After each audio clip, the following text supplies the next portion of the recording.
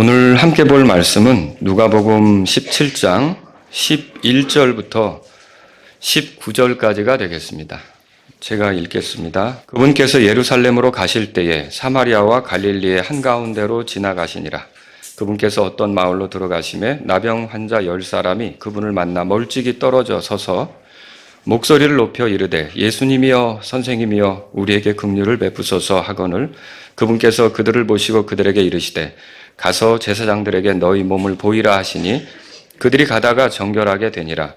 그들 중에 한 사람이 자기가 낳은 것을 보고 돌아와 큰 소리로 하나님께 영광을 돌리며 그분의 발 앞에 얼굴을 대고 엎드려 그분께 감사를 드렸는데 그는 사마리아 사람이더라.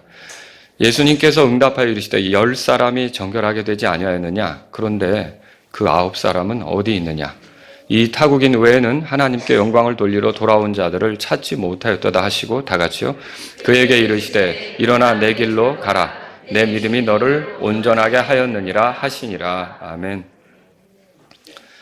오늘은 제가 10명의 나병 환자들에게 나타난 그런 놀랄 일, 제목이 놀랄 일 그렇게 써 있죠? 네, 놀랄 일, 이것에 대해서 여러분에게 말씀을 드리겠습니다. 자, 우선 11절을 한번 읽어볼까요? 11절 읽겠습니다.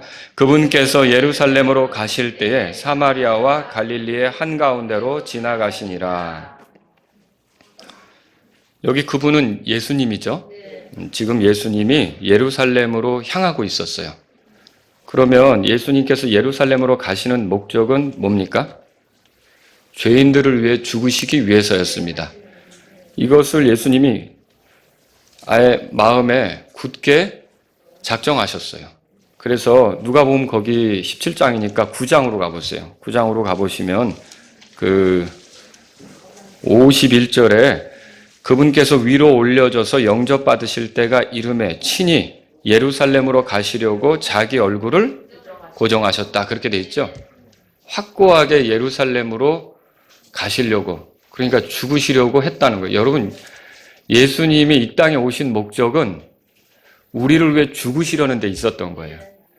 우리는 사람이 태어나면 잘 살아봐라, 출세해라, 돈 많이 벌어라, 뭐 이런 식으로 너 돌잡이라는 거 아시죠? 돌잡이. 뭐 집나 보잖아요. 그죠? 좀 이렇게 화려하게 인생을 살아보라고 기대하지만 예수님이 이 땅에 오신 목적은 한 가지예요. 우리를 위해 죽으시려고 오셨던 거예요. 그러니까 죄인인 우리를 대신해서 십자가에서 희생물이 되시려고 자기 피를 쏟으셔서 우리를 죄에서 정결하게 하시려고. 그래야 우리가 이 땅을 살다가 그분을 통해서 하늘나라에 갈 수 있기 때문에. 만약에 그분이 그렇게 하지 않았으면 이 땅에서 아무리 화려하게 살아도 소용없습니다. 결국은 지옥으로 떨어져서 영원히 고통을 받아야 된다는 거죠. 여러분이 지옥이 없다고 생각하실지는 모르겠지만 이 성경에는 지옥에 대해서 수차 아주 여러 번 말씀해 주고 있고 예수님조차도 차라리 이 몸이 불편한 게 낫지, 그 불편한 몸이 낫지 온몸이 성해가지고 이제 지옥에 들어갈 형편에 처해지게 되는 것은 더 끔찍하다는 그런 말씀을 예수님께서 여러 번 하셨단 말이죠. 자, 누가복음 또 13장에 가보세요. 13장. 그래서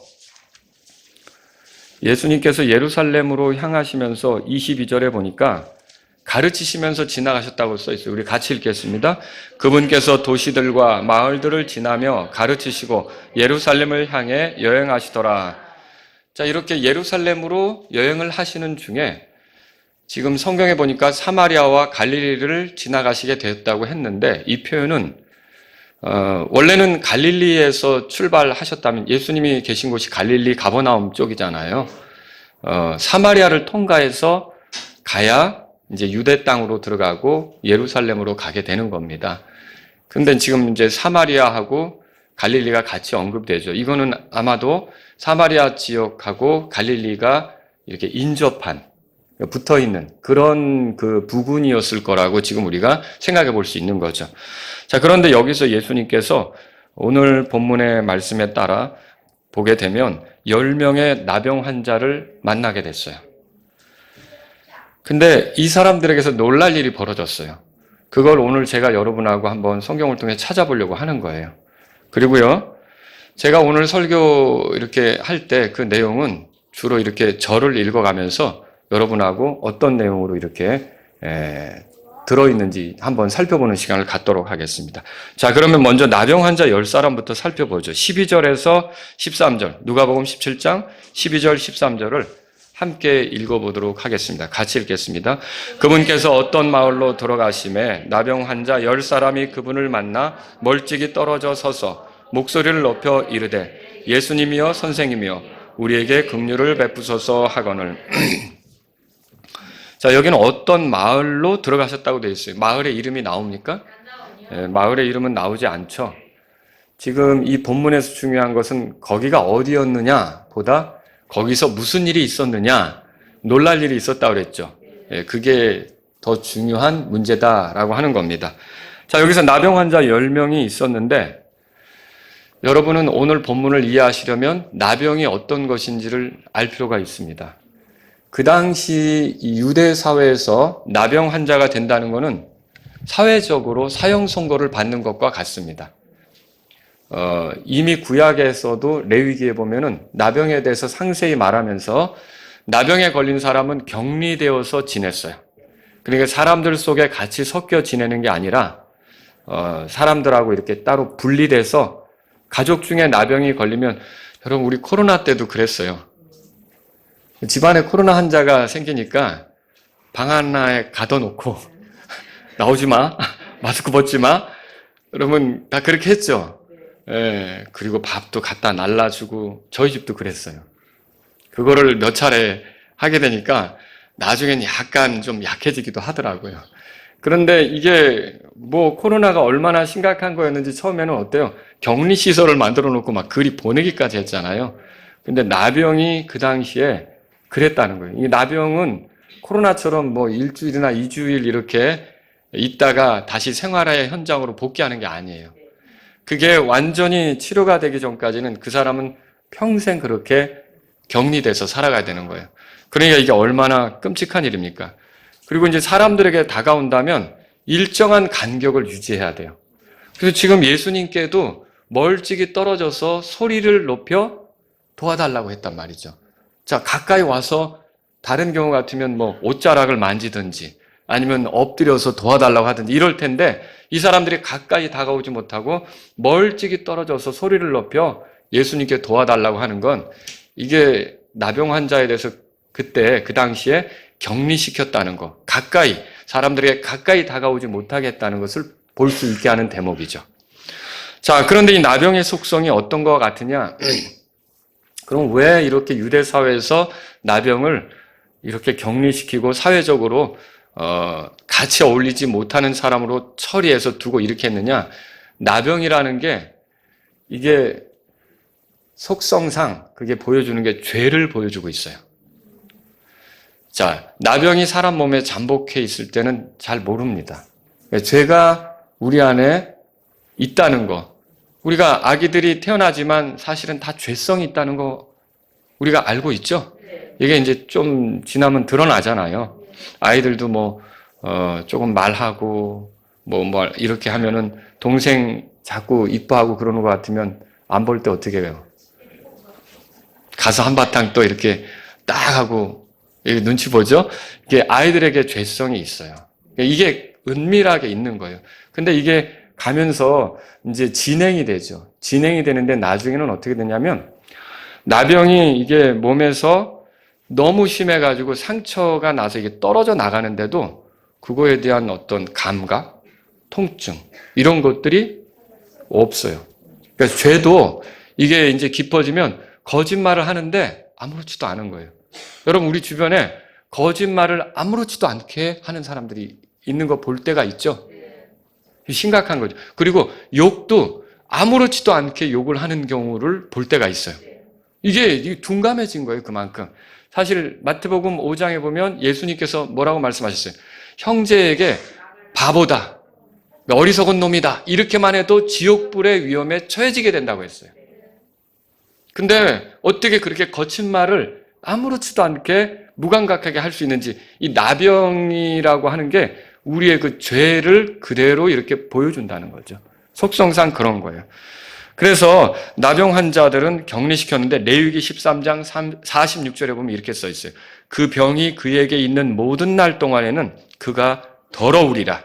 그는 부정한즉 혼자 살되 그의 초소는 진영받기 될지니라. 그럼 지금 오늘 본문에는 나병 환자가 하나만 나옵니까? 몇 명이 나옵니까? 10명이 나오죠? 이 10명은 사람들에게 격리가 돼서 지냈는데 자기들끼리는 그래도 위로가 되게, 도움이 되게 외로운 사람들 아닙니까? 뭉쳐 다녔던 거예요. 이 10명이 그 어려운 환경에서 뭉쳐 다녔는데 마침 예수님을 목격하게 된 거죠. 예수님이 지나가게 된 걸 보고 소리치게 된 거예요. 13절에 그렇게 돼 있잖아요. 자, 목소리를 높여 이르되 그랬어요. 예수님이여 선생님이여 그랬어요. 여러분 여기서 선생님이라는 말은 여러분이 가지고 계신 성경에도 일반적인 글자체가 아니라 조금 두껍게 돼 있죠. 이게 뭘 얘기하는 거냐면 이게 그냥 가르치는 사람을 얘기하는 게 아니에요. 티처가 아니에요. 자, 이거는 권위를 갖고 감독하는 사람, 지위를 갖고 아랫사람을 움직일 수 있는 사람을 여기서 이 선생님, 마스터 이렇게 부르는 거죠. 자, 그래서 노예나 종에게 주인이 이 선생님이라고 할 수가 있고요. 견습생에게 스승이 선생님이다 그렇게 말할 수 있어요. 그러니까 권위를 갖고 감독하는 위치, 힘을 가지고 누군가를 부릴 수 있는 위치에 있는 사람을 여기서는 이제 선생님이다 그렇게 부른다는 거죠. 그럼 이 사람들이 예수님에 대해서 그렇게 생각했다는 거예요. 저분은 뭔가 하실 수가 있다. 저분에게는 힘이 있다. 저분에게는 권위가 있다. 우리에게 뭔가 도움이 될 수 있다. 이 확신을 가지고 예수님에게 선생님 이렇게 불렀던 거죠. 그러니까 이게 티처 이렇게 부른 게 아니라는 거죠.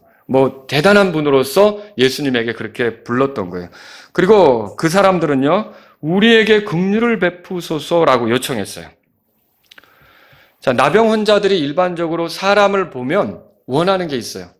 그러면 원하는 건 뭐냐? 크게는 먹는 것 좀 달라고. 그러면 어때요? 먹을 것 좀 달라고 그러면 그 사람들이 먹을 걸 저쪽에 놓고 가면 그때 그 사람이 떠나면 가서 그거 주워 오겠죠. 나병 환자들은 그렇게 하겠죠. 아니면 덮는 거. 좀 추우니까 이렇게 덮을 것 좀 달라고 그러면 그 덮을 것을 내려놓고 가면 또 그 사람이 떠나간 뒤에 가서 그걸 집어오겠죠. 자, 이렇게 했어요. 그런데 이 사람들은 지금 예수님에게 그 권위 있고 힘 있는 예수님에겐 치료를 원했던 걸로 보여져요. 자, 어째서 그럴까요? 우리가 누가복음 5장에 가보면 이미 예수님이 나병 환자 하나 치료하신 사례가 기록이 돼 있어요. 그러면 이 사람들이 어디선가 나병 환자가 예수님에게서 고침받았다는 소리를 들었다면 예수님을 만난다면 우리도 좀 고쳐달라고 해야겠다. 마음을 품을 수 있지 않습니까? 또 예수님은 어떤 분이십니까? 다양한 갖가지 질병들을 고치는 능력이 있어서 누구든지 그분에게 찾아간다면 그분이 다음에 와라. 오늘은 내가 못 고치겠다. 이게 아니고 언제든지 고쳐주셨잖아요. 자, 이거를 소문으로 들었다면 이 나병 환자 10명이 뭉쳐 다니다가 예수님을 발견했을 때 그냥 눈이 번했겠죠. 우리를 고쳐줄 수 있는 분을 만났다. 그래서 그냥 그 기회를 어떻게 놓쳐요? 그러니까 목소리를 높여서 예수님이여 우리에게 긍휼을 베푸소서. 우리를 긍휼히 여겨달라고 이렇게 소리 높여 도움을 요청했던 거죠. 자, 이게 이제 나병 환자 10사람들에게 있었던 일이에요. 근데 여기서 이제부터 놀랄 일을 한번 찾아보자는 거예요. 자, 첫 번째로 놀랄 일은 뭐냐면요. 예수님의 말씀대로 가다가 10명 다 고쳐진 거예요. 놀라운 일입니다, 진짜. 14절 다 같이 읽겠습니다. 14절 읽겠습니다. 그분께서 그들을 보시고 그들에게 이르시되 가서 제사장들에게 너희 몸을 보이라 하시니 그들이 가다가 정결하게 되니라.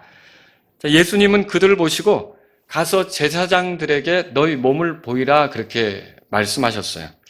누가복음 5장에서 보면 예수님은 나병 환자에게 손을 대주셨어요. 손을 대셔서 온전하게 했다는 기록이 있어요. 근데 지금 여기서는 가까이 가지도 않으셨고 이리 와봐라 그렇게도 안 했어요. 그냥 거리를 두고서 제사장에 가서 너희 몸을 보이라 이렇게 말했던 거죠. 자, 이건 왜 이렇게 했을까요? 여러분 그 레위기 14장에 보면 12절에 이렇게 써 있어요. 나병이 피부에 크게 생겨 그 병을 지닌 자의 머리부터 발까지 모든 피부를 덮었거든. 이제 제사장은 그를 13절에 뭐라 그랬냐면 정결하다 선언하라고 그랬어요. 그러니까 나병이 걸렸는데 온 몸이 나병이 들으면 부정하다라는 게 아니라 오히려 그게 또 정결하대요. 이게 특이하지 않습니까? 이건 왜 그럴까요? 이것도 우리에게 보여주는 바가 있어요. 자, 아까 나병이 죄를 보여준다 그랬죠? 이게 전적으로 자기가 완전한 죄인이다. 하나님 앞에서 나는 심판받을 수밖에 없는 완전한 죄인이다라고 인정을 하게 되면 그 사람이 오히려 하나님 앞에서 정결하다는 소리를 듣는 거예요. 예수님을 통해서 정결케 되는 일을 만나는 거죠. 근데 나는 어설픈 죄인이다. 그러니까 뭐 죄인 아닌 사람이 어딨어라고 말하면서 뭐 사람이 거짓말도 하고 살지 뭐 때때로 나쁜 짓을 한두 번 안 하는 사람이 어딨어. 눈속임도 해가면서 하는 거지. 이렇게 적당히 그렇지만 뭐 죄인이라는 거 뭐 인정해. 그런데 뭐 내가 그렇게 심각할까? 이런 사람은 아직 모르는 거예요. 그런 사람 정결하다는 소리 들을 수 있을까요? 아직 모르는 거예요. 그런 사람 구원받을 수 있을까요? 아직 모르는 거예요. 그 사람은 그렇게 살다 지옥으로 떨어지는 거예요. 그런데 나는 정말 내가 내 인생을 보니까 하나님 앞에서 심각한 죄인이다. 왜냐? 아니 태어난 것도 내 힘으로 태어난 게 아니고 내가 숨쉬고 사는 것도 내가 내 힘으로 숨쉬는 것도 아니고 내 심장이 뛰는 것도 내가 통제하는 것도 아니고 다 누가 주셔서 사는 건데 누가 주셔서 사는 거예요? 하나님이 주셔서 사는 거잖아요. 내가 가진 재능도 태어나기 전에 내가 연마한 것도 아니고 하나님이 주셔서 내가 이렇게 살게 하셨는데 하나님을 외면하고 살았으면 그거 심각한 죄인이죠. 근데도 죄인인 걸 몰라요. 그러니까 죄인인 걸 모르니까 이제 그 사람은 부정하다는 소리를 듣는 거예요. 그래서 누가복음 5장에 나온 사람은 온전히 병들었기 때문에 온전히 나병이 들었기 때문에 머리끝부터 발끝까지 다 그 사람이 나병이 들어서 그 심각한 상태이기 때문에 예수님이 가서 손을 대신 거예요. 근데 이 사람들은 좀 어설픈 거예요. 10명은 오긴 왔는데 그래서 어떻게 하냐면 제사장에 가서 보이라 이렇게 말했던 거죠. 근데 여기서 특이한 게 있어요. 원래 제사장에 가서 보이는 거는요. 나병을 고친 다음에 제사장에 가서 확인받으라는 뜻으로 보내는 거거든요. 근데 이 사람들은 지금 아직 상황이 그런데도 제사장에게 가서 보이라는 거예요. 그러면 이 말은 뭘 얘기하는 겁니까? 여러분, 이 예수님께서는 이미 이들을 고쳐줄 뜻을 가지고 온전케 해줄 뜻을 가지고 제사장에 가서 보이라고 지금 말씀하시는 것과 같다는 거죠. 자, 10명이 예수님의 말씀에 순종했습니까? 네, 순종했죠. 어쨌든 우리 주 예수님의 말씀대로 하는 게 복입니다. 예, 성경에 나온 주님의 말씀을 무시하지 않는 게 복입니다. 예, 이 나병 환자 10사람이 예수님 말씀대로 순종했어요. 그런데 14절에 보니까 그들이 그 말씀대로 가다가 제사장들에게 간 거죠? 어떻게 됐다고 그랬어요? 정결하게 되었다 이렇게 써 있는 거예요. 나병이 치료된 겁니까? 당연하죠. 자, 예수님이 이 사람들에게 손을 얹었습니까? 뭐 만져주고 막 이렇게 했냐는 거죠. 아무것도 안 했어요. 뭐만 하셨어요? 말씀만 하셨어요. 여러분, 예수님은 거리를 두고 있었는데 그 말씀으로 이 사람들이 온전하게 되도록 했다는 거죠. 지금 실제로 예수님은 어디 계십니까? 하늘에 계시죠? 우리랑 거리가 있어요. 물리적으로는. 여러분, 우리가 성령님을 통해 우리 안에 계신다고는 말하지만 실제적으로 우리가 예수님을 만날 때는 우리가 죽어서 우리 혼이 하늘에 가면 거기서 만날 거 아닙니까? 하늘에 계신 거죠. 그러면 하늘에 계신 예수님께서 거리를 두고 있는 우리에 대해 뭔가 하실 수 있다고 여러분 믿으실 수 있겠습니까? 예, 거리를 두고 있는 나병 환자에게도 온전하게 하셨다면 거리를 두고 있는 우리에게도 하늘에 계신 예수님께서 우리를 위해 뭔가 하실 수 있는 거죠. 놀라운 거예요. 우리가 그분의 말씀만 믿으면 놀라운 일들이 벌어질 수 있는 거예요. 지금도 우리의 삶의 변화라고 하는 거는 그분이 우리에게 말씀하신 것을 믿을 때 놀랍게 나타날 수 있는 거예요. 왜 죄의 습성이 떨어지지 않는가? 왜 이 좋지 못한 습관이 여전한가? 우리가 이렇게 막 힘들어할 수도 있지만 하나님께서 우리에게 말씀하신 거, 예수님의 그 명령들, 말씀들 이런 걸 존중하게 되면 거리를 두고도 우리 안에서 놀라운 일이 일어날 수 있다는 거죠. 예수님은 반드시 환자에게 손을 얹어야만 고치는 게 아닙니다. 여러분들은 또 목사님이 안수해 주길 그렇게 또 바라는 경우도 있어요. 그래가지고 또 어떤 분은 안수해 주고 몇 천만 원씩 받더라고요. 여러분 이런 것들은 옳지 않습니다. 이게 왜 기도해주고 돈을 받으려고 하는 거예요? 그렇죠? 여러분 이게 안수가 없어도 주님이 원하시면 고침받을 수 있다는 거 믿으십니까? 네, 말씀으로 얼마든지 나타나는 거죠. 마치 백부장이 자기 종 때문에 예수님께 와서 좀 고쳐달라고 했을 때 그래 가자. 예수님이 그러니까 백부장이 뭐라 그랬어요? 저희 집에 이 주님이 들어오는 걸 감당을 못하겠습니다. 말씀만 해주십시오. 저도 군인인데 군인이라는 거예요. 군인이라 내가 이렇게 명령을 하면 이 명령 아래에 있는 사람이 가기도 하고 오기도 하고 하는데 권위가 있으시니까 말씀만 하시라는 거예요. 그러니까 예수님이 야 이런 믿음이 이스라엘 중에 있다면 정말 얼마나 좋을까. 이거 이스라엘 중에 이런 믿음이 없구나. 그래서 그 군인인 백부장에게 그 말을 듣고서 예수님이 가라. 내 종이 이제 나았다고 이렇게 선언해 주셨는데 그 말씀대로 가서 보니까 예수님이 말씀하신 그 시간에 종이 나은 거예요. 그러니까 여러분 보세요. 군인이 명령하면 움직이는 것처럼 밑에 사람이 예수님은 선생님이에요. 힘 있는 분이에요. 권위자예요. 그분이 말씀하면 우리 삶의 변화가 나타나는 겁니다. 그러니까 이런 능력을 가지신 분이라는 거죠. 이 본문에 등장하는 그 나병 환자 10사람은 또 구약의 그 나아만 아시죠? 나아만도 어떻게 했어요? 나아만은 시리아의 군대 장관이잖아요. 국방장관. 그 사람도 군인이었죠. 근데 군인이라 호령하면서 살았고 그 왕이 또 시리아 왕이 아끼는 그 군인이라 총애를 받았잖아요. 아무리 총애 받으면 뭐예요? 속에서 나병이 있는데 점점 썩어 들어가는 거잖아요. 여러분 그래요. 우리가 아무리 세상적으로 화려하면 뭐예요? 속에 죄가 있는데 그 상태로 가다 멸망한단 말이에요. 이 죄 문제를 해결해야죠. 나아만은 어떻게 했어요? 이스라엘에 이걸 고칠 수 있다는 고칠 수 있는 사람이 있다는 말을 들은 거예요. 그래서 뭐 좋은 것들을 챙겨가지고 왔죠. 이스라엘 땅에. 거기서 엘리야사라는 대언자를 만나서 그 집에 찾아갔어요. 그 집에 찾아가서 도움을 받고 싶었는데 아니 한 나라의 국방장관이 왔는데 나와서 쳐다보지도 않고 아유 왔냐고 해서 만져주지도 않고 그냥 집 안에서 요르단강에 가서 7번 씻으라고 그래. 화가 났죠. 나를 이런 식으로 대접해? 화가 나서 그냥 아유 우리 강이 우리 동네 강이 요르단강보다 더 깨끗해 하고서 그냥 가려고 그랬는데 종이 말렸죠. 아유 주인이시여 이러지 말라고 그냥 들어가서 그 시키는 대로 한번 해보자고. 그래서 시키는 대로 7번 들어갔다 나왔어요. 요르단 강물에서. 그 살결이 어떻게 됐다고 성경에 써 있습니까? 어린아이 살결같이 희게 됐다고 그랬죠. 근데 그때 엘리사가 가서 손으로 만져줬어요? 안 했어요. 말씀만 그렇게 했어요. 근데 그 말씀을 듣고 그대로 했더니 놀라운 일이 벌어진 거죠. 오늘날도 사람의 삶에 변화가 일어나는 건 뭔가 여러분이 뭐 아주 번뜩이는 무슨 체험을 해서라기보다도 이 하나님 말씀에 따라 여러분이 반응하게 되면 놀라운 일이 벌어진다는 거죠. 하나님 말씀은 하나님께서 우리를 사랑하신다고 그러잖아요. 우리는 죄인이기 때문에 그대로 멸망할 수밖에 없다는 거고 우리 죄에서 우리 스스로를 건질 힘이 우리에게 없다고 말하고 그래서 하나님이 우리를 위해 구원자를 보내셨다고 말하고 그 구원자가 예수님이라고 말하고 내가 죽어야 될 심판받아야 될 자리에서 예수님이 대신 심판받아서 그 예수님의 공로로 내가 멸망하지 않고 지옥에 가지 않고 영원한 생명을 얻는다고 말하고 그냥 이 말씀을 단순하게 성경에 기록된 대로 믿으면 그 사람 영원한 생명 얻습니다. 그 사람 구원 받습니다. 그 사람 오늘부터 하나님의 아들이 되고 하나님의 자녀가 될 수 있습니다. 그 사람 지옥에 가지 않습니다. 오늘 죽는다면 그 사람 하늘나라 갈 수 있단 말이죠. 하나님 말씀을 믿으면 그런 일이 벌어지는 거예요. 그래서 이게 이렇게 말씀대로 했을 때 엄청난 변화가 일어났다는 건 놀랄 일이에요. 여러분에게도 이런 놀랄 일이 있기를 바랍니다.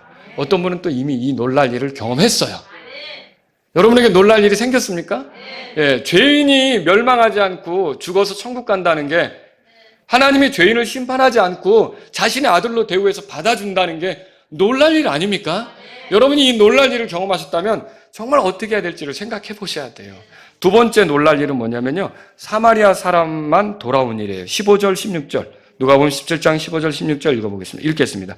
그들 중에 한 사람이 자기가 낳은 것을 보고 돌아와 큰 소리로 하나님께 영광을 돌리며 그분의 발 앞에 얼굴을 대고 엎드려 그분께 감사를 드렸는데 그는 사마리아 사람이더라. 자, 나병 환자 10사람을 향해서 예수님이 가서 제사장들에게 보이라고 그랬어요. 근데 제사장들에게 보이라고 말한 거라면 거기 유대인들이 있었단 말이에요. 그죠? 근데 여기 놀랄 일이 뭐냐면요. 평상시 유대인하고 사마리아인이 섞여 지냅니까? 섞여 안 지내죠. 섞여 안 지내죠. 근데 지금 여기는 어떻게 된 거예요? 이 그룹은 10명이 뭉쳐 다니는데 유대인들도 있고 사마리아인도 있는 거예요. 이게 어떻게 이런 일이 가능하냐고요. 여러분, 이게 죄 앞에서는요, 유대인이고 사마리아인이고 따로 없는 거예요. 한국 사람이고 미국 사람이고 따로 없는 거예요. 높은 사람, 낮은 사람 따로 없는 거예요. 죄 앞에서는 다 똑같은 거예요. 여러분과 제가 구원받으려면 하나님 앞에 정직하게 죄인이라는 걸 인정해야 되는 거예요. 이게 나병이 안 들었을 때는 어때요? 유대인들은 사마리아 사람이 접근하는 걸 어디로 오려고? 서로 안 어울리려고 했어요. 그러니까 화가 난 사마리아 사람들도 유대인들에 대해서 반감을 가졌고요. 안 어울렸다고요. 그런데 나병이 드니까 어때요? 모두가 다 한 통속이 된 거예요. 여러분, 죄 앞에서는요, 높고 낮음이 없는 거예요. 대통령은 죄인 아닙니까? 판사는 죄인 아닙니까? 판사도 죄인이에요. 판사도 심판받는다는 거 알아야 돼요. 판사 앞에 이 사람 죄가 있다고 몰아주는 검사들도 죄인이에요. 검사만 죄인입니까? 검사에게 죄인을 잡아다 주는 형사도 죄인이에요. 그 형사만 죄인입니까? 그 형사뿐만 아니라 그렇게 해서 죄인이라고 판정받은 사람을 감옥에 가두는 교도관들도 죄인이에요. 죄인 아닌 사람이 어디 있어요?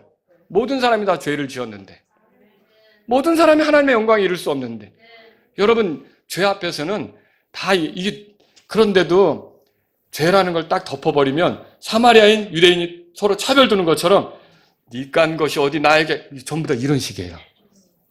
이런 식이에요. 여러분, 죄 앞에서는 다 똑같은 거예요. 그냥 하나님 앞에 은혜와 긍휼이 필요한 거예요. 이 10명이 예수님 앞에 우리에게 긍휼을 베풀어 달라고 호소한 것처럼 그렇게 호소하는 게 답이란 말이죠. 답이에요. 엄밀히 말하면 여기서 9명이 전부 유대인이고 1명만 사마리아 사람이었는지 이거 잘 모르겠어요. 아니면 유대인과 사마리아 사람이 섞여 있어, 어느 정도로 섞여 있었는지 잘 모르겠어요. 근데 이 누가가 돌아온 한 사람을 콕 집어 사마리아 사람이라고 했잖아요.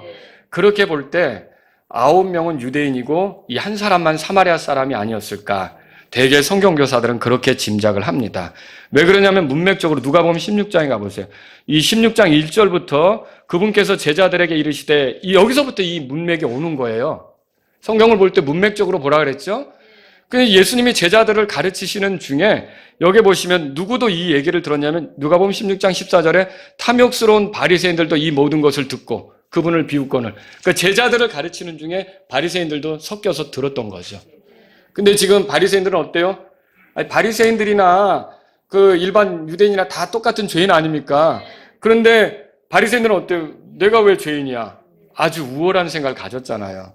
이런 사람들을 가르치고자 10명의 나병 환자 중에 한 사람의 사마리아인, 그리고 스스로 의롭다고 생각할 수 있는 9명의 유대인, 이런 것들을 들어서 지금 이 말씀을 하시는 걸로 보인다는 거죠. 어쨌든 그들 중에 유대인도 있고 사마리아인도 있었는데 각각 자기 제사장들을 찾았겠죠. 생각해 보세요. 사마리아 사람이 유대인 제사장으로 갈 수 있겠습니까? 그거 생각할 수도 없는 일이죠. 유대인 제사장이 왜 사마리아 사람을 만나주겠어요? 그죠? 아마 그렇다면 그리심산에도 제단이 있다고 그랬잖아요. 사마리아 사람은 사마리아 제사장을 찾아가겠죠. 그럼 유대인은 사마리아 제사장을 찾아가겠습니까? 안 가겠죠. 서로 이렇게, 그래서 아마 갔던 방향이 달랐을 걸로 보이는 거예요. 그래서 9명은 그 인접적에 있었으면 예루살렘까지 올라가긴 너무 머니까 갈릴리로 넘어 들어갔을 것이고, 여기 한 명은 사마리아 제사장을 찾아갔겠죠. 가다가 어떻게 된 거예요? 가다가 다 이 사람들이 온전하게 된 거죠. 근데 여기서 놀랄 일이 생긴 거예요. 모두 고침받았는데 그 중에 고침받은 사람 중에 한 사람만 뭔가 변화가 나타났어요. 어떤 변화인지 보세요. 첫째, 그는 가다가 예수님께로 돌아왔어요. 여러분 그렇게 볼 수 있죠? 17장 우리가 그 15절에 나은 걸 보고 돌아와 그랬어요. 돌아와. 예수님께 돌아왔어요. 그냥 그대로 갈 수가 없었던 거죠. 그래서 다시 예수님을 만나겠다는 생각을 가진 거예요. 여러분, 이 점이 중요한 거예요. 자기가 온전하게 되었는데 그냥 가는 게 아니라 예수님을 만나야겠다. 그래서 예수님 만나려고 돌아왔다는 게 중요한 거예요. 그리고 두 번째, 그는 큰 소리로 하나님께 영광을 돌렸다고 써 있어요. 자, 그러니까 이렇게 온전하게 된 것으로 인해 하나님을 기억한 거죠. 하나님께서 나를 위해 큰 일을 해주셨다. 이게 하나님이 너무너무 나에게 좋은 일을 해주셨다. 예수님을 통해서. 이게 이제 이 사람에게 있었던 거죠. 그리고 세 번째, 이 사람이 예수님의 발 앞에 얼굴을 대고 엎드렸다고 써 있어요. 자, 사람의 신체 중에 제일 높은 곳이 어디예요? 얼굴이죠. 머리죠. 사람의 신체 중에 제일 낮은 곳이 어디예요? 발이죠. 예수님의 발에 자기 얼굴을 맞춘 거예요. 이거 대단하지 않습니까? 그럼 어떻게 했다는 소리예요? 엎드렸다는 소리죠. 이 엎드렸다는 말은 다른 말로 하면 경배했다는 뜻이에요. 그러니까 예수님을 높였다는 뜻이에요. 그러니까 자기를 예수님 앞에 낮췄다는 뜻이죠. 그러니까 여러분, 우리가 지금 이 예배 시간, 이 예배를 우리가 경배라고 그러잖아요. 지금 이 시간이 뭐 하는 거예요? 그러니까 예수님을 높이고 나를 낮추는 시간이에요. 찬송이 되든 드림이 되든 말씀을 듣든 나를 낮추는 시간이 경배 시간이에요. 그래서 그분을 높이고 나를 낮추는 거죠. 이 돌아온 사람이 바짝 자기를 낮춰 예수님께 경배하는 자세를 취했던 거죠. 네 번째는 어떻게 했어요? 여기 보니까 끝에 16절 끝에 감사를 드렸다. 누구에게? 예수님께 감사를 드렸다라고 써 있어요. 그러니까 치료받은 것으로 인해 깊이 감사를 드린 거죠. 자, 아까 제가 나아만 장군 얘기했죠? 이 시리아 군대 장관 나아만이 온전하게 됐을 때, 요르단강에서 깨끗하게 됐을 때 그냥 내뺐어요? 엘리사에게 왔어요. 엘리사에게 왔죠. 성경에 이렇게 써 있어요. 들어보세요. 자기의 온 무리와 함께 하나님의 사람에게로 돌아가서 나아가 그 앞에 서서 이르되 보소서, 내가 이제 이스라엘 외에는 온 땅에 하나님이 없는 줄 아나이다. 하나님께 영광을 돌렸고요. 그러므로 이제 원하건대 당신의 종에게 엘리사를 높였어요. 자기를 낮췄어요. 복된 선물을 받으셔서 감사를 드렸어요. 거의 비슷한 모습 아닙니까? 이런 일이 있었던 거죠. 그런데 이렇게 했던 사람이 애석하게도 하나였어요. 이게 세 번째로 놀랄 일이에요. 세 번째로 놀랄 일은 뭐냐면 나머지 9명은 그대로 갔다는 거죠. 자, 17절, 18절 오늘 읽겠습니다. 17절, 18절 읽습니다. 예수님께서 응답하여 이르시되 10사람이 정결하게 되지 아니하였느냐? 그런데 그 9사람은 어디 있느냐? 이 타국인 외에는 하나님께 영광을 돌리러 돌아온 자들을 찾지 못하였도다 하시고, 분명히 예수님은요 고침받은 사람의 수를 알아요. 10명이 다 나았다는 걸 알아요. 그런데 돌아온 건 몇 명이에요? 감사하러 온 건 몇 명이에요? 하나님께 영광을 돌리면서 다가온 사람은 몇 명이에요? 한 명이었다는 거죠. 한 사람만 돌아온 거예요. 9사람은 돌아오지도 않고 하나님을 기억하지도 않고 감사를 표현하지도 않고 이렇게 했던 거예요. 여기 타국인이라는 표현을 여러분이 주목하실 필요가 있어요. 18절에 타국인. 이 타국인은 유대인들이 사마리아 사람을 그렇게 불렀던 거예요. 원래 유대인들하고 사마리아 사람은 조상이 같죠. 다 야곱의 후손 아닙니까? 물론 섞여 있기도 하고 이교도 사람들이 들어와 살기도 하면서 사마리아인이 되기도 했지만, 그런데 그렇게 섞였고 오염됐기 때문에 타국인이라고 이렇게 불렀던 거예요. 이 말을 어디서 발견하냐면 예루살렘에 가면 성전 있잖아요. 성전에는 경고문이 있어요. 그 경고문은 뭐냐면 이방인들이 함부로 들어오면 죽을 수 있다는 거예요. 그 이방인들이 성전에 들어오면 안 돼요. 거기에 들어와서 죽임당하는 건 로마 제국도 어떻게 못해요. 그 성전 경고문에 타국인은 그때 들어와서 죽임당할 수가 있다. 이 경고문이 있는데 그때 타국인이 있는 거예요. 그 말이에요. 그렇게 배척하는 대상이란 말이죠. 그런데 그 배척받는 사람만, 그렇게 하나님의 집에 가까이 올 수 없다고 생각한 사람만 이렇게 왔다는 거죠. 이게 얼마나 놀라운 일입니까? 예수님은 사마리아 사람에게 말씀하셨어요. 19절. 이게 이제 굉장히 중요한데요. 다 같이 읽습니다. 그에게 이르시되 일어나 내 길로 가라. 내 믿음이 너를 온전하게 하였느니라 하시니라. 자, 여기 온전하게 했다라는 말은, 이 온전하게라는 말은 구원받게, 그런 뜻이에요. 그러니까 실제로 이게 이 단어가 다른 데서는요, 구원하다, 구원이라는 말하고 같이 번역이 될 수가 있는 단어라는 말이에요. 그 단어예요. 그러면 보세요. 이 사람은요, 병만 치료받은 게 아니라 그 믿음으로, 누구에게 향하는 믿음이었어요? 예수님에게 향하는 믿음으로, 그리고 예수님을 통해 하나님을 인정하는 믿음으로 이 사람은 병만 고친 게 아니라 구원까지 받았다는 얘기죠. 이게 얼마나 놀라운 일입니까? 여러분과 저는 여기서 구원이 뭔지를 생각해 보셔야 돼요. 구원은요, 하나님과 멀리 떨어져 있던 사람이 다시 하나님과 화해를 이루는 겁니다. 구원은요, 하나님의 진노의 대상이었던 사람이 더는 진노의 대상이 아니라 하나님께 용서를 누리고 하나님께 아들로 받아들여져서 하나님과 영혼을 함께 보내게 되는 게 구원이에요. 그러니까 구원은 하나님하고 떠나는 게 아니에요. 구원은 하나님을 잊어버리고 사는 게 아니에요. 제가 왜 이 말씀을 드리냐면 이 본문이 잘못된 구원에 대해서 보여줘요. 잘못된 구원은 뭐냐면 죄사함만 말하고 하나님으로부터 멀어져도 상관이 없는 거. 그거는 나머지 9명처럼 하는 거예요. 진짜 구원은 죄사함이 귀하면 여기 한 사람처럼 예수님께로 오고 하나님께로 오고 예수님을 높이고 하나님께 경배하는 삶을 살고 감사하는 삶을 살고 이게 진짜 구원받은 거라는 거예요. 근데 여러분이 어떤 경우 죄사함의 복음을 아무리 얘기했어도 이제 당신은 죄 용서 받았기 때문에 어떻게 살아도 상관없어. 이건 복음 아닙니다. 죄사함을 받았으면 예수님께로 향하고 이 죄를 용서해 주신 예수님을 통해 하나님의 영광을 위해 살고 예수님께 감사하는 생활하고 예수님을 기억하며 살아야 된다는 게 진짜 복음이에요. 근데 우리 주변에 잘못된 복음이 얼마나 많은지 몰라요. 이 다른 복음을 받아놓고 그리고서 9명처럼 하면서 구원받은 걸로 착각하다가 지옥 갈 사람이 너무 많습니다.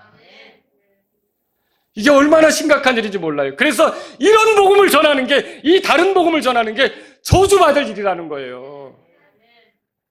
정말로 진짜 복음은 어떤 거냐면 그 사람이 이 죄사함을 알게 되면 자기가 나병이 나았으면 어떻게 되는 거예요?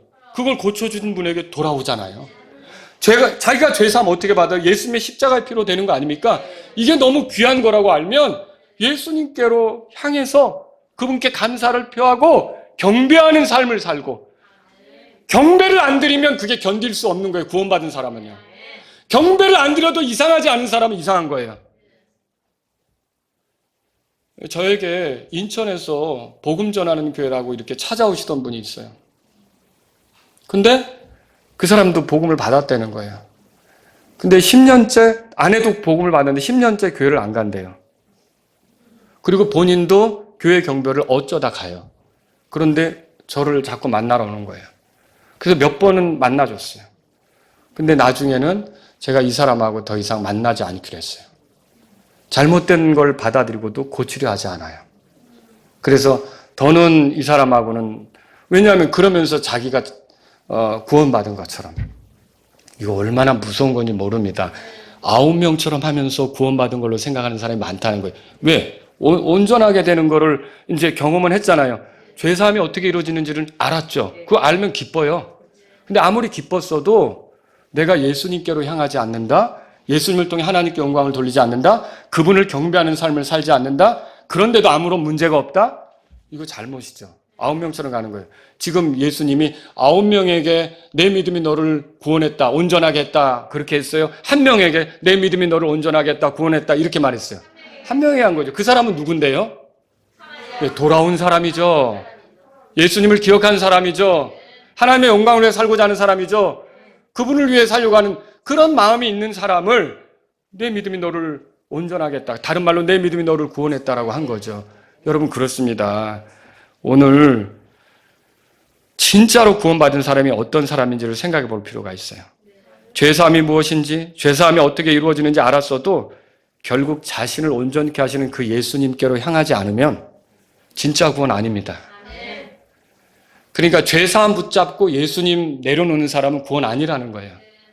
그렇게 하는 사람도 만났어요. 벌써 20년 전에 광주에서 어떤 사람과 교제하면서 누군가 얘기하는데 자기는 죄사함을 믿는다는 거예요. 그래서 그 친구가 예수님이 더 중요하다고 얘기해 줬대요. 근데 자기는 죄사함이 더 중요하다는 거예요. 예수님이 있어야 죄사함이 있는 거 아닙니까? 여러분, 그 왕하고 결혼해야 왕의 모든 것이 내 것이 되는 거지, 왕이 가진 것은 좋다고 하면서 왕은 차버려요. 그게 지금 이상한 거 아닙니까? 사람들이요, 죄사함에 대해서 그렇게 매료돼가지고 그게 아주 놀라운 거라고 하면서 죄사함을 가져다 주는 예수님에 대해서 헌신짝처럼 다루는 거예요. 이거 복음 아닙니다. 그게 저주받을 일이에요. 저는 그런 것들이 전해지는 것이 너무너무 안타까운 거예요. 진짜 구원은 자기의 죄에서 자기를 해결해 주시는 예수님을 그냥 제껴놓고 가지 못합니다. 돌아옵니다. 하나님께 영광을 돌립니다. 그분 앞에 엎드려 그분께 경배하며 진짜로 나머지 삶은 그분께 감사하는 삶으로 살아가려고 합니다. 이게 구원받는 삶이라는 거죠. 정말로 놀라운 일이 뭡니까? 우리와 같은 죄인이 예수님의 피로 죄들을 용서받을 수 있다는 거예요. 나병을 고침받는 것처럼 우리의 죄들을 용서받을 수 있다는 게 놀랄 일이죠. 우리가 그분의 피로 죄들을 용서받고 하나님께로 돌아와 새 삶을 살 수 있다는 것도 놀랄 일이에요. 이 나병 환자가 고침받고 하나님의 영광을 위해 새롭게 살아갈 수 있는 기회를 얻는 것처럼 우리가 하나님의 영광을 위해 살 수 있는 게 놀랄 일이죠. 이렇게 해서 죄들을 용서하시게 십자가에서 죽으시고 부활하신 예수님이 계시는데도 그저 자기 길로만 가는 것, 예수님은 정말 거기에 대해서 놀라셨어요. 왜 아홉은 어디 있느냐? 왜 너 혼자냐? 그게 예수님을 놀래키는 일이에요. 지금 그래서 복음을 전한다고 하면서 죄사함을 실컷 전하고 그 사람이 하나님께 경배하지도 않는데 하나님께 감사하는 생활도 없는데 예수님 앞에 엎드리는 그런 예수님을 주로 인정하고 높이며 사는 삶도 없는데 괜찮아. 그게 예수님을 놀랄 일이라는 거예요. 근데 그런 예수님을 놀랄 일이 복음처럼 전해지고 있는 거예요. 여러분 이거 정말 무서운 일이라는 거죠. 하나님의 은혜를 경험한 여러분은 어떻습니까? 하나님께로 향하는 마음이 있습니까? 하나님의 영광을 위해 살고자 하는 마음이 있습니까? 예수님을 경배하고자 하는 마음이 있습니까? 그분께 감사하는 자세로 나머지 인생을 살아야겠다는 마음이 있습니까? 그렇다면 여러분은 예수님의 말씀대로 내 믿음이 너를 온전하게 했다는 소리를 들을 수가 있는 거예요. 기도 응답되었을 때 우리는 어떻습니까? 기도 드릴 때는 굉장히 절박하죠. 응답되면 어때요? 내가 그런 기도 했었나? 여러분 이거 무서운 거라는 거죠. 여러분이 기도하고 응답되었으면 하나님께 감사하시기 바랍니다. 하나님을 찬양하시기 바랍니다. 더 주님을 신뢰하는 자세를 보이시기 바랍니다. 예수님의 피가 우리의 죄들을 용서받게 한다 해도 진정한 구원을 누리는 사람은 그것에 대해서 깊이 감사하면서 하나님께 영광을 돌리고자 돌아오는 사람이에요. 회개하는 사람이에요. 예수님 앞에 엎드리고 그분께 감사하는 사람이에요. 단지 지식으로만 듣고 그 좋아가지고 그냥 자기 길로 가는 것은요, 그 구원 아닙니다. 행위로 구원받는다는 걸 지금 말하는 게 아니에요. 우리는 주님과의 관계가 제대로 돼야 된다는 거예요. 여러분, 예수님께 향하는 마음이 없다면 신앙은 그저 잠시 들을 때만 기뻐하며 얼마든지 제멋대로 가는 결과로 빠질 수밖에 없는 거죠. 예수님을 신뢰하는 사람, 예수님을 알아본 사람, 예수님이 하나님이시잖아요. 예수님 하나님이세요. 근데 사람이 되신 거죠. 왜 사람이 됐어요? 하나님은 안 죽잖아요. 근데 우리 죄 때문에 죽으려고 사람이 된 거죠. 육체를 가진 거죠. 예수님의 피는 하나님의 피죠. 그죠? 그 피로 모든 인류의 죄를 해결해 주려고 그분이 사람이 된 거 아니에요. 예수님의 가치를 알아본 사람만 진짜로 구원받는 거예요. 예수님께 신뢰를 두는 사람만 진짜로 구원받는다라고 하는 거죠. 뭘 해서가 아니라 이분이 대단한 분이구나. 여러분 그렇다는 거죠. 그래서 죄사함만 붙들고 예수님을 찾지 않으면 소용없습니다. 이것도 다른 데 적용해 볼까요? 어떤 분은 그래요. 목사님 어떻게 구원받았어요? 라고 물으니까 이 목사님이 어느 전라도 어디 산기도원에 가서 기도하는데 내 무릎이 나았다는 거예요. 그래서 내가 구원받은 줄로 알겠다는 거예요. 하나님이 나를 고쳐줬으니까. 여러분 지금 성경을 통해 보면 병고침하고 혼의 구원은 다른 문제예요. 하나님이 우리의 병고침을 해주는 거는 혼의 구원으로까지 인도하고자 더 그 문제도 찾으라고 그렇게 하는 거지, 병고침 자체가 구원이라고 생각하면 착각입니다. 병고침 받은 건 9명도 고침받고 갔잖아요. 근데 그 사람들이 내 믿음이 너를 구원했다, 너를 온전케 했다 이 소리 들었어요? 안 들은 거예요. 그러니까 병고침으로 나도 구원받았다 착각이라는 거죠. 내 병을 고칠 수 있는 그분이라면 내 죄의 병도 고쳐서 나를 온전케 구원할 수 있다고 믿으셔야 되는 거죠. 그래서 병고침만 붙잡고 사는 사람, 그래서 예수님이 없는 사람은 구원받지 못한 거예요. 하나님은 얼마든지 고쳐줄 수 있죠. 그리고 교회 생활의 경험, 이력만을 중요하게 생각하는 거예요. 그거 붙잡고 예수님 이렇게 따돌리고 당신이 그리스도인인 걸 얘기해봐. 하나부터 10까지가 내가 교회에서 20년 다녔고, 내가 예배당 지는데 2번이나 헌신했고, 그리고 내가 주일학교 교사로 15년 봉사했고, 내가 집사로 내가 20년을 섬겼고, 다 자기 얘기지. 예수님은 없어요. 교회에 대한 경험은 많은데 예수님이 없어요. 그 사람 구원 아니라는 거죠. 그 사람이, 여러분이 구원받은 걸 어떻게 알 수 있어요? 예수님 때문에 알 수 있잖아요. 예수님이 나의 죄 때문에 죽으시고 부활하셨잖아요. 십자가에서 흘리신 피가 나를 모든 죄에서 깨끗하게 하잖아요. 예수님이 나의 영원한 구원자이신 걸 믿으십니까? 예수님을 통해 우리가 구원받는 거죠. 근데 예수님이 없어요. 교회를 그렇게 오래 다녔다고 하는데 신앙생활에 대해서 얘기해보려니까 자기가 뭘 대단하게 한 것만 많이 있고 예수님이 없는 거예요. 그럼 그 사람은 결국 나머지 9명하고 같은 거예요. 한 사람이 아니란 말이죠. 자, 이 사마리아 사람은요, 타국인이었어요. 어디 하나님 앞에 가까이 와? 이런 사람이었다고요. 그런데 이 사람이 이제는 예수님이 귀하게 여겨진 거예요. 예수님께 돌아온 거죠. 여러분, 누가 구원받는지 알겠죠? 정말 온전하게 되는 것, 참되게 구원받는 건 예수님께로 향할 때만 가능하다는 거죠. 여러분의 믿음이 온전하게 하는 믿음, 구원하게 하는 믿음인지 어떻게 알 수 있어요? 여러분이 진짜로 구원받은 걸 어떻게 알 수 있어요? 이 말씀을 잘 보세요. 여러분이 예수님을 통해 죄사함 받았다면 나머지 9사람처럼 하지 않습니다. 사마리아 사람처럼 한단 말이에요. 결코 하나님으로부터 멀리 서 있지 않습니다. 하나님께 영광을 돌리려고 다가오죠. 하나님의 영광을 위해서 선택하고 결정하죠. 그리고 자신의 욕심이나 추구 이런 것보다도 하나님을 기쁘게 하는 데 맞추려고 하죠. 이게 구원받는 사람이죠. 정말 구원받는 사람이 어떻게 하느냐는 걸 예수님 발 앞에 엎드리죠. 경배를 어떻게 잃어버려요? 여러분, 코로나 때 경배 못 드리게 하면 화났어요? 좋았어요? 혹시 좋았던 거 아니에요? 아이쿠나, 예배 한 번 안 드리고 좋았던 거 아니에요? 저희는 악착같이 주일 오전, 오후, 수요예배 계속 어떻게 해서든지 경배를 드리려고 했잖아요. 근데 이제 시간이 가가지고 코로나도 거의 해제되고 이제 예배 드릴 수도 있는데, 이제 경배 드리는 것이 내게 희미해져도 상관이 없다. 여러분, 이건 문제라는 거죠. 정말 구원받은 사람은요, 하나님을 높이는 게 나의 본분이라는 걸 알아요. 내 나머지 삶은 하나님을 높이기 위해서 존재한다는 걸 알아요. 내가 경배 뺏긴다는 거를, 이거를 불쾌해서, 그게 불쾌해지는 거예요. 경배를 못 드리게 해. 그래서 아마 제가 알기로 오늘 병원에 입원해 있는 분들이나 이런 분들도 어서 빨리 좋아져서 경배 드리러 가야 되는데, 이런 마음일걸요? 구원받은 사람은? 그렇지 않겠습니까? 여러분, 저 북한이 어때요? 경배도 못 드리게 하는데 부러운가요? 얼마나 안타까워요. 근데 우리는 경배 드릴 수 있는 자유가 있잖아요. 그러면 이 사마리아 사람이 와서 예수님의 발 앞에 자기 머리를 조아리며 엎드려 경배했던 것처럼 저와 여러분도 경배 드리려고 해야죠. 그게 구원받은 사람의 모습이라는 거예요. 믿음이 있는 사람의 모습이라는 거예요. 그리고 감사를 드렸다고 했잖아요. 진짜로 구원받은 사람은 아무리 코너에 몰렸어도, 아무리 힘든 일이 생겼어도 예수님 생각하면 감사가 돼요. 예수님이 우리에게 약속하신 걸 생각하면 감사가 돼요. 하늘이 있다는 거 감사가 돼요. 하나님이 내 아버지라는 게 감사가 돼요. 내가 하나님의 자녀라는 게 감사해요. 하나님이 나를 돌보고 있다는 게 감사해요. 하나님이 나에게 긍휼을 베푼다는 게 감사해요. 아니, 좀 힘들어도 돌아서서 하나님 생각하면 감사가 돼요.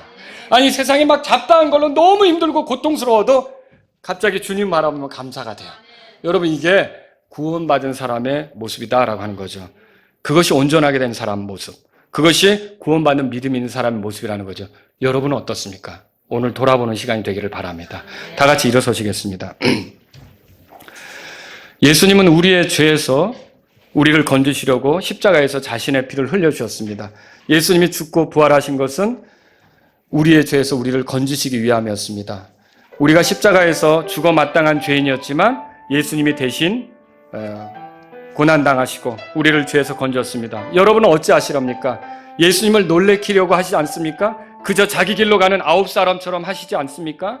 오늘 이 말씀을 듣고 이렇게 하나님하고 멀리 서 있던 타국인이었는데, 하나님의 집에 들어갈 수도 없는 그런 타국인이었는데, 성전에 접근이 불가능한 타국인이었는데, 그럼에도 불구하고 예수님을 통해 온전하게 되어 예수님께 나와서 내 믿음이 너를 구원했다는 소리를 들었다면, 예수님, 오늘 저를 구원해 주십시오. 제가 죄 많은 사람이지만 예수님의 피로 저의 죄들을 씻어주시고 십자가에서 죽으시고 부활하신 예수님의 공로로 저를 구원해 주십시오. 여러분이 이렇게 온다면 여러분은 구원받을 수 있다는 거죠. 여러분은 다 구원받으셨습니까? 어떻습니까? 이 사마리아 사람처럼 살고 있습니까? 예수님께 자꾸 돌아가는 생활, 또 이 하나님의 영광을 드러내려고 하는 삶을 살고 있습니까? 오늘 이 사마리아 사람을 생각하면서 하나님, 나를 구원하신 예수님께 내가 계속 돌아가는 생활을 하기를 원합니다. 이런 분이 있다면 이 시간 주님 앞에 나가십시오. 내가 하나님께 영광을 돌리는 삶을 살아가길 원합니다. 이런 분이 있다면 이 시간 주님 앞에 나가십시오. 내가 예수님께 경배하는 삶을 살기를 원합니다. 이런 분이 있다면 이 시간 주님 앞에 나가십시오. 내가 하나님께, 예수님께 감사하는 삶으로 내 나머지 삶을 살고 싶습니다. 이런 분이 있다면 이 시간 주님 앞에 나아가십시오.